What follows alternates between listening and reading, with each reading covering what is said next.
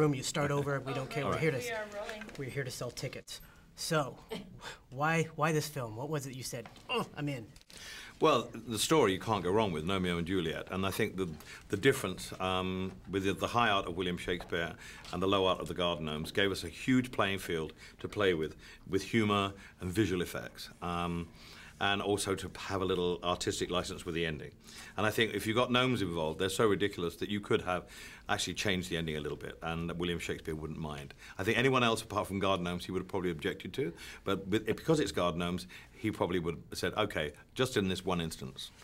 So yeah, tell me the responsibility of taking a Shakespearean thing and saying, yeah, you know what, we're going to fuss with that a bit. Yeah. As executive producer, you know, what any responsibility there, or just pure fun to It's just pure fun, and you want to make something that's, you know, that people are going to love and find funny. And gnomes are very visually funny anyway. They, you know, that was a no-brainer. But the story is a wonderful story, and even though it's a tragic story, we thought, you know, we wanted to have a positive ending to it, and a message that said, you know, come on, let's all get on with each other. Let's, you know, stop this years and years of feuding. We destroyed both gardens that were both beautiful gardens, and now through the rubble come Romeo and Juliet, and let's all put our differences aside. And we're very lucky that, you know, after doing a movie that started 11 years ago, coincidentally, it comes out in February of 2011, when that message never needed to be heard more. And with the things that have happened in Arizona in America, and the president giving that beautiful, eloquent speech about, let's pause a little while here. I've been saying this for a few years now. I've been coming to America for 40 years. This is not the same country that I came to in 1970. People are throwing stones at each other and hurting each other verbally and vitriolically without stopping to think. And the hurt and the damage they're causing. This is a wonderful, great country. I adore this country, and it's about time we stop being so hurtful to each other in this day and age, and take stock, think of our children, think of our children's future, and telling our children to be kind, to be respectful of other people's religion, other people's politics. They may be different from yours, but you try and have to understand why. And this is what we're trying to say with the ending of this movie. Why can't we just get on a little bit? And love is more powerful than hate. We're all about families, but we celebrate non-traditional families. Right. Single mom, single dads, two moms, two dads. Tell me about the family aspect of this film and why it's so wonderful. Well, it's, you know, they're both very close to them. Romeo is very close to his mother, and, you know, loves his mother, and Juliet is very close to Lord Redbrick, and they're both domineering parents. Lord Redbrick is very dangerous. He's always telling Juliet to stand on the statue and hold the flower up, and, you know, no, you're delicate, you can't be, you know, must stay where you are.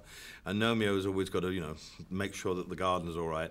And, you know, they're both dominated by their parents. And in a way, you know, we all are formed by our parents. Our views of on everything.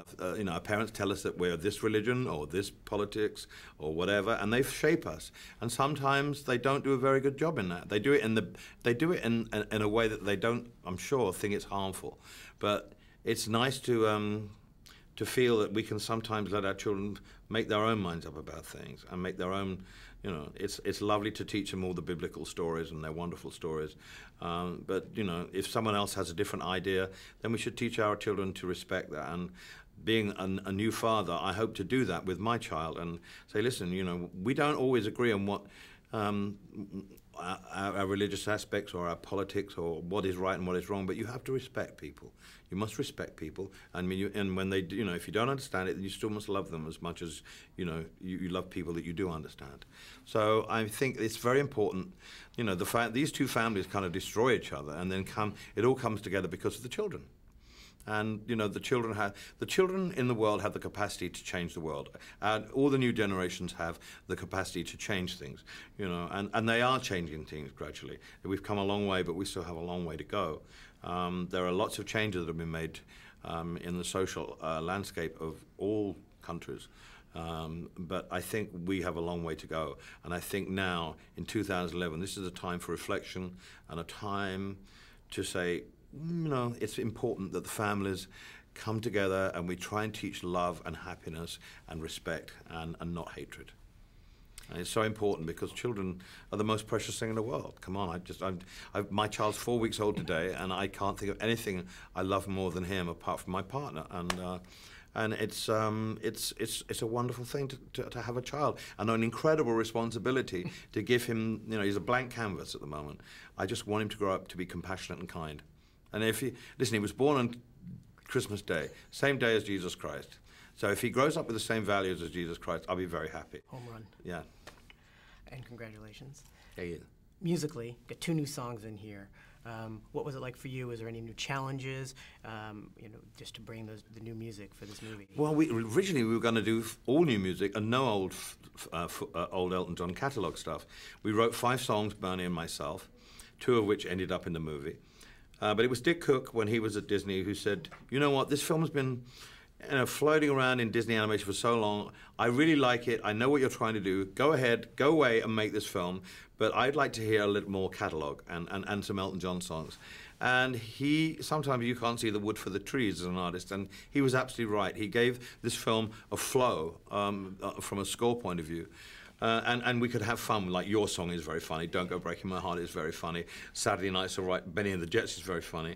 And you were able to utilize those songs and enhance the visual aspect of the movie. And the 2 new songs, When Love Is Dying, not When Love Is Dying, the 2 new songs, Love Builds a Garden and Hello, Hello. Hello, Hello is when Romeo and Juliet first meet. And so it's a kind of cheery song.